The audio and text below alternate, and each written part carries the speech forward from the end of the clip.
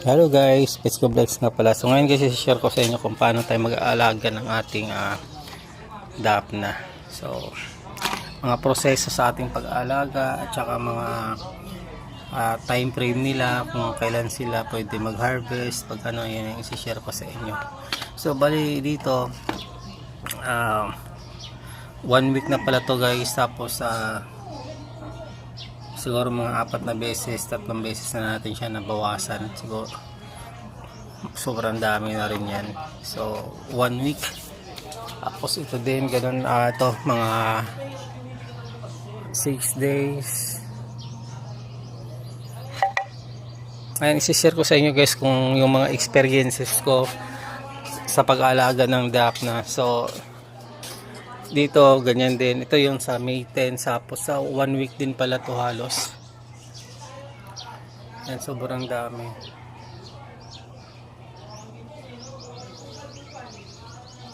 Hindi pa natin nabawasan.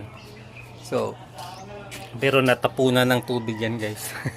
Kasi paglipat ko rito, galing siya dyan, tapos paglagay ko dyan, nabawasan. Dapat kasi yung tubig hanggang dito, para makita natin kung gaano karami yung dapna na mga markings na yung mga date ng ating paggawa. Yan, May 10. Ito, experiment din tayo guys kung 100% green water yung ilalagay. Tapos ito naman yung pinakauna, 50% green water yung ilalagay. So kung ano yung mas maganda sa kanila. Ito wala na to, nagko-collapse na to kasi matagal. Meron yan, yan. So meron ding ano guys, meron ding date lang na siya na nagko-collapse na sila. Ibig sabihin hindi na sila dadami, namamatay na sila. And same lang yan ng ito, meron to konti.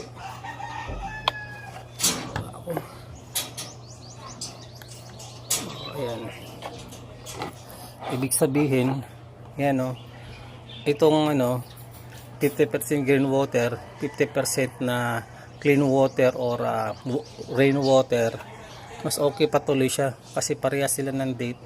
So yun ang susundin natin guys, 50% green water galing dito, tapos galing sa stock water natin na yan ang ilalagay natin na 50-50 ika nga, kasi ito nga experiment na natin yan nung April 25 sila, tapos ngayon is May 17. So ito mas maraming mas marami pang natira. So hindi na tayo access sa green water, mas maganda pa siya gamitin. Tapos guys, sa lagayan hindi siya advisable na yung clear. Tapos nag-experiment kasi tayo na wala na. Na-experiment tayo sa aquarium natin, nilagay yung green water guys, yung ganyang setup, itong mga ganitong setup. Sobrang dami din nila. Ang problema sa kanila, attracted kasi sila sa lights. So ang tendency kasi kung aquarium or yung ganyan, yung clear, ang nangyayari kung saan sila nandun sa ilalim, sa gitna ng naglagayan, tapos sa ibabaw. So pag mag-harvest tayo ng dapna, aanuhin natin sa ilalim, so mahahalukay natin yung tawag dito yung green water. So ayan. So pag ganito, at least nasa ibabaw lang. So ibabaw lang tayo kukuha. Hindi natin magagalaw yung pinakailalim, yung mga sludge sa ilalim, hindi natin siya makukuha.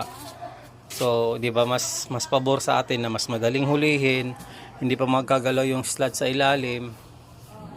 'Yun yung natin. 'Yun ang kagandahan. Kaya itong mga to guys, pininturahan natin sa ilalim hanggang dito. Tapos tinirhan lang natin ng dito kasi ang sana kasi yan hanggang dito yung tubig para makita natin kaagad kung may marami na bang dapna. So ayan o. Tapos ito naman guys, epektibo na rin to. Itong ano na to, setup na to. Pinutol natin tapos nilalagay natin as takip yung ibabaw. Kasi pag yan maglagyan ng lamok guys, sobrang daming mababaho sa dapna natin. Yun ang number 1 natin na kalaban, yung anak ng lamok. Kasi pag magkaroon ng lamok dyan, yung dapna natin mababawasan talaga kasi kakainin ng lamok. So dito kasi yun natapon ko na pala, nagkaroon ng lamok guys. Talagang kunti lang yung dapna. Yun ang isang experience ko rin. Tapos ito guys, maganda rin yan, pero ang problema sa kanya medyo mas maliit kasi, kaya hindi sila ganun din karami. Ano lang, di kagaya dito sa dalawang to, ito na mas marami sila kasi mas malaking ang lagayan. Lalong lalo na to guys, mas maganda talaga to. Sa lahat ng lagayan ko, ito yung pinakamaganda kasi sobrang dami talaga. Ayan. Dadami yan guys kasi ano sila sa liwanag naka-attract sila sa liwanag. Kaya magkukumpul-kumpul sila sa tapat ng flash ng ating camera. Ayan. Ayan o. Ayan. So ganun ang karakteristik ng Kaya ito may screen para sa lamok talaga yan guys, na hindi tayo pasukin ng lamok. Tapos yung green water pala guys, ngayon na parang na-over siya, para siyang na-overcook, nagiging ganyan na siya. Ayan ang nagkakaroon talaga ng dapna. Bakit nagkakaroon ng dapna to? Kaya pala nababawasan. Bakit? Ibig sabihin, ngayon ko lang talaga ito na-explain guys. Yan sobrang dami. Dito din. Anong nangyari? Grabe, tingnan mo to guys. Di ko promise guys, hindi yan hindi ko yan expected. Kasi itong mga to ginawa ko, nilagyan ko ng nung nagmix tayo ng ating green water, kaya sila nagaganyan, para silang tawag dito, yung akala ko namatay yung green water kasi nagkukulay brown. Yun pala, mayroon palang dapna, kaya pala kasi ganun ang guys, ito share ko lang, ganun ang nangyayari. Paglagay natin ng dapna, magaganyan talaga ang kulay kasi parang kakainin ng dapna yung green water natin. Pero dito mayroon ding green water ay mayroon ding dapna ay, anong nangyari? Nilinis natin yan guys bago natin nilagyan. Ganun din dito. Ano bang nangyari dito? Kaya pala akala ko nagkamali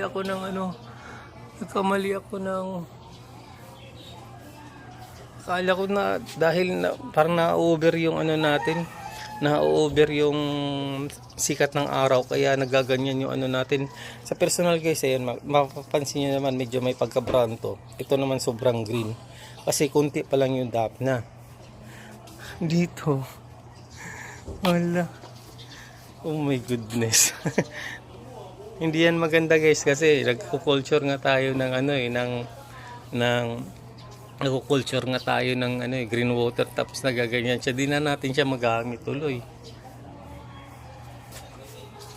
Ang kulit. Paano to? Kailangan sabunin. Sasabunin ko kaagad sila. Grabe naman. Kung sabihin ito mayroon din, wala to. Ito talaga guys, tingnan nyo. Grabe. Mauubos yung green water natin nito. Kaya ito yung sasabihin nga sa inyo guys, yung dapna culture tsaka green water guys, hindi pa talaga siya perfecto. Ang dami pa nating na-experience. Ito, isa na to ngayon. First time ko lang siya nakita kasi Nung nag-video tayo ng green water guys, ito yung sinit up natin eh. Nilinis natin to. Kaso binalawan lang natin. Ibig sabihin may natira siguro na dap na sa loob kaya nagkaganyan. So ibig sabihin hindi pwedeng lagyan siya ng laman pag matapos tayong pag-dap na mag gagamit kagaya nito wala ng tubig.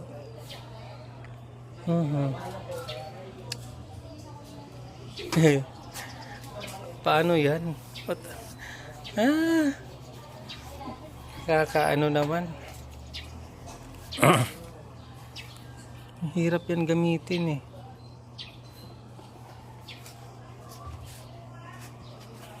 Nag-aano lang ako guys kung ano pa yung i-share ko sa inyo. Kasi na ano yung utak ko rito eh. Nawala yung focus ko sa pagkikwento sa inyo kung yung ano yung gagamitin. Ano yung ginagawa natin sa ating DAP na culture. Dahil dito na-distract ako. Pero ano ba tawag dito? Ayun nga. So, yung pinakadabis na lagayan talaga guys, yung malaki. Yan, malaki. Mas malaki, mas maganda. Yun lang siguro. Ayan. So, ito lang muna sa ngayon guys. Abang-abang lang kayo sa mga updates ng ating pagbablog about sa DAP na culture kasi marami pa talaga tayo mai-experience dito guys. Hindi pa talaga siya perfecto. Although successful na to na pag-aalaga natin kasi ito yung pinakamaraming lumabas na DAP na natin. So ang ano lang dyan is marami pa tayong i-adjust. Pag-aralan pa talaga sila.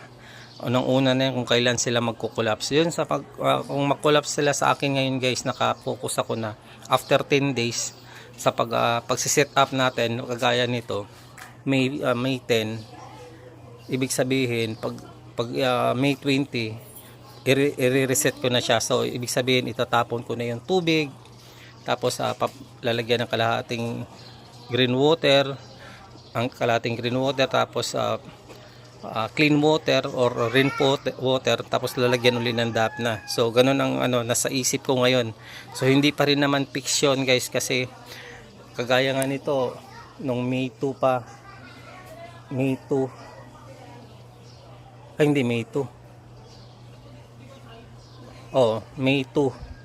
ngayon 17. So 15 days na pero meron na pa namang laman konti. Pero na talaga guys, after 10 days talagang konti na lang yung natitira. So ngayon na napapansin ko kaya ako nakapokus ako after 10 days reset. So hanggang dito na lang muna yung video natin guys sa ngayon. So kung hindi pa kayo nakapag-subscribe sa aking channel, please subscribe Petsko Vlogs para may ma-update din kayo sa ating mga ginagawa dito sa ating barracks. Maraming salamat, paalam, God bless, bye bye.